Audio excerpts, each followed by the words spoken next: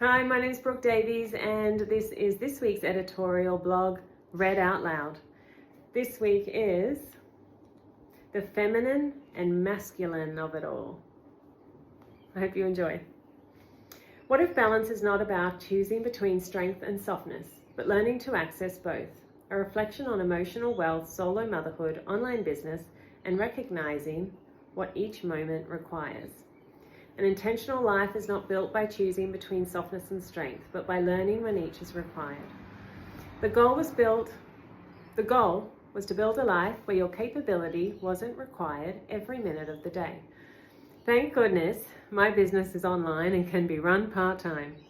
I think about this more often than I probably say out loud, because if I had to work full-time hours, run a household, raise 2 boys, manage the changes that come with being a woman in her 40s, and carry the practical reality of doing it all as a solo mum, I'm not convinced I would be as happy as I am today. I would be spending what little spare time I had complaining about my life, or, knowing me, searching for that exact solution. That is not a criticism for women who are exhausted by theirs. Quite the opposite. I think we have spent decades celebrating how much women are capable of carrying without asking enough questions about whether we should have to carry it all at once. Capability is an interesting thing. It can build a career, raise a family, manage a crisis, and keep a household moving. It can make us independent, resourceful, and exceptionally good at getting things done.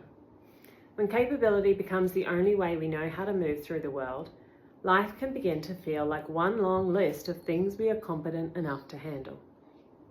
For many women, particularly those who have spent years in corporate environments, leadership roles, competitive sport, business, or solo parenting, the qualities we might traditionally call masculine are deeply familiar.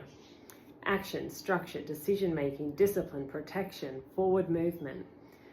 They are not male qualities, just as intuition, creativity, receptivity, presence, and emotional wisdom are not exclusively female ones.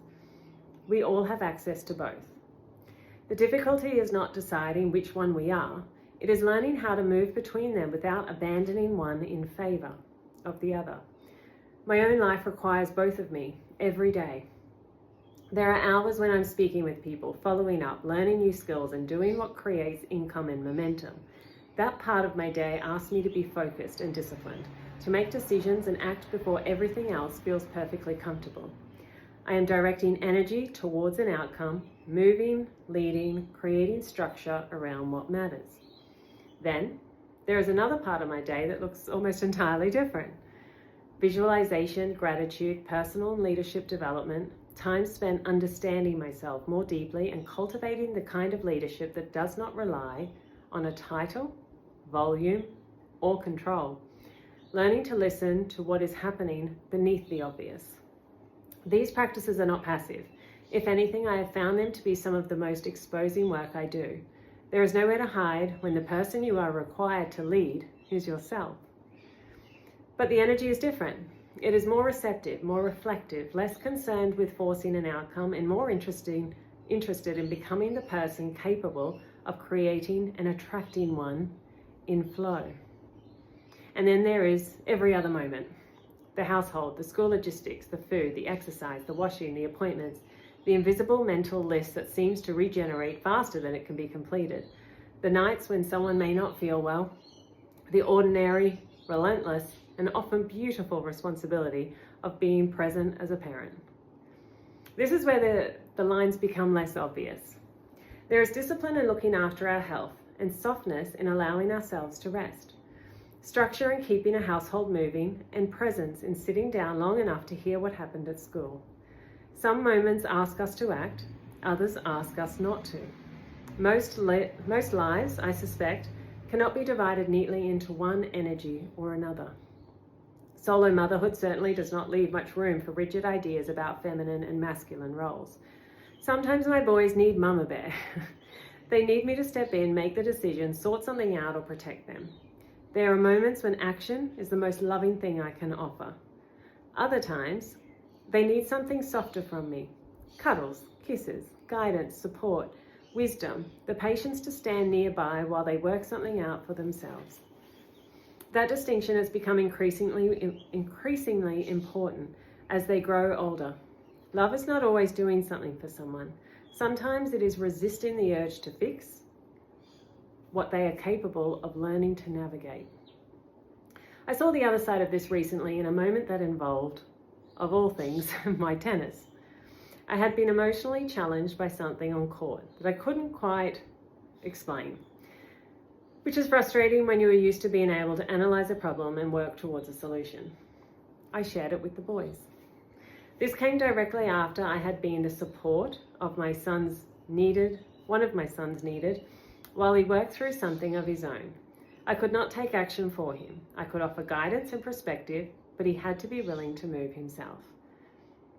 When the roles were reversed, and I mentioned my tennis concern, both boys jumped immediately into action. Their solution was simple. Take mum for a hit. No lengthy analysis, no need to understand every layer of what was happening. We would go out, have fun, hit some balls, and see if something shifted. I loved their enthusiasm. Action could be taken, so they took it. Whether it worked or not was almost beside the point. For the record, it did. Then, not long afterwards, I dropped a hardcover lunchbox on my toe. The pain lasted through the night, and there was absolutely nothing useful anyone could do about it. The boys sat with me on the couch while I iced my toe. Not fixing, no solution, no action plan, just presence. I've thought about these two moments more than they probably realize. In one, they moved quickly towards action because action was available. In the other, they understood instinctively that nothing needed to be solved. I simply did not need to sit there alone in the pain. Perhaps this is what balance actually looks like. Not a perfect division between feminine and masculine energy, not a personality test, not a relationship formula. Simply the emotional intelligence to recognize what the moment requires. There is a version of the feminine and masculine conversation that has become popular online, particularly among women. It often suggests that women have become too independent, too driven, or too in their masculine. And that the answer is to find someone who allows them to soften. I understand the appeal of the idea. There is something deeply attractive about being able to put down what we have carried for such a long time. But I'm not convinced our ability to do that should depend on someone else arriving. There is a difference between enjoying the support of another person and needing them to provide access to a part of ourselves that we never learned to cultivate. We deserve to access both. To know how to act when action is required and how to sit when it is not. To have the discipline to build something and the self-awareness to recognize when pushing harder is no longer useful. To protect the people we love without controlling their lives, to receive support without outsourcing our emotional stability, to me, is emotional wealth. It is not isolation. It is not a declaration that we do not need anyone. Human beings are built for connection, and a rich life is made richer by the people we share it with. There is a particular kind of freedom in being able to enjoy someone's presence without requiring them to manufacture an emotion we cannot access without them. To love without asking another person to create our worth. To receive support without making someone else responsible for our sense of safety. To build a life with people rather than waiting for them to build the missing parts of us. I want that for my boys too. I want them to grow into men who know how to take action and how to sit beside someone when nothing can be fixed.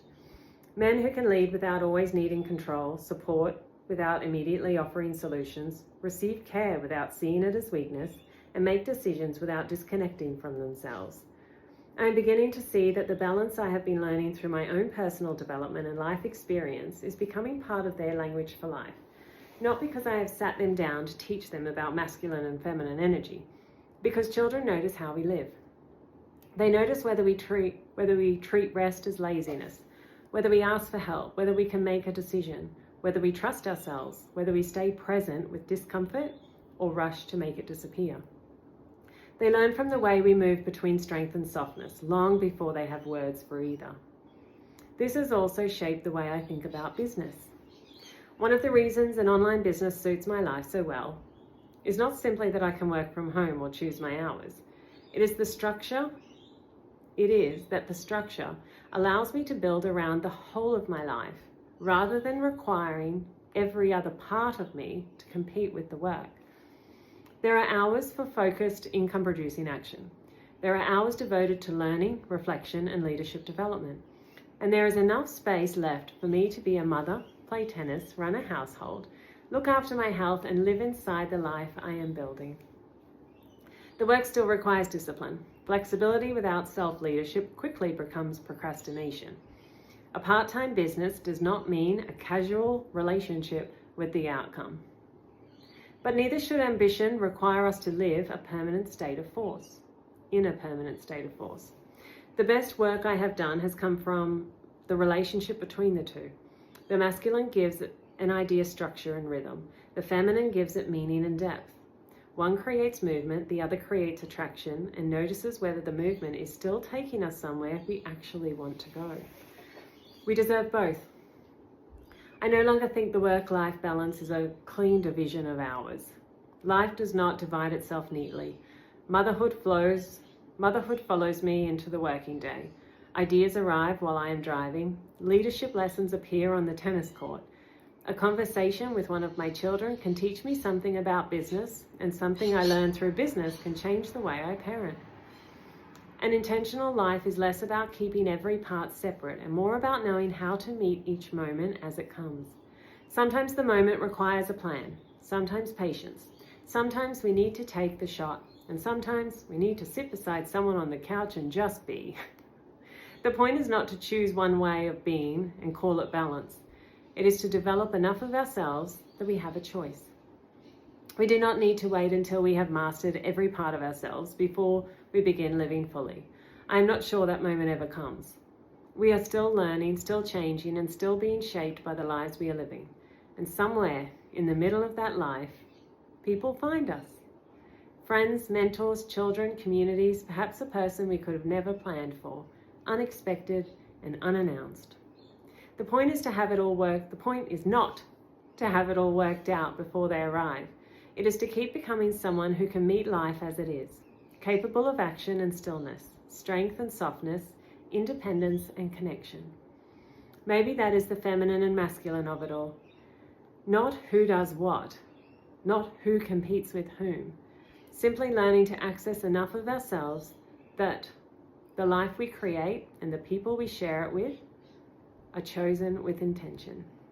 I hope you enjoyed. If you'd like to see more, subscribe. You'll get the live feed when the blog's released. Otherwise, you can keep tuning in and hear it out loud. Bye.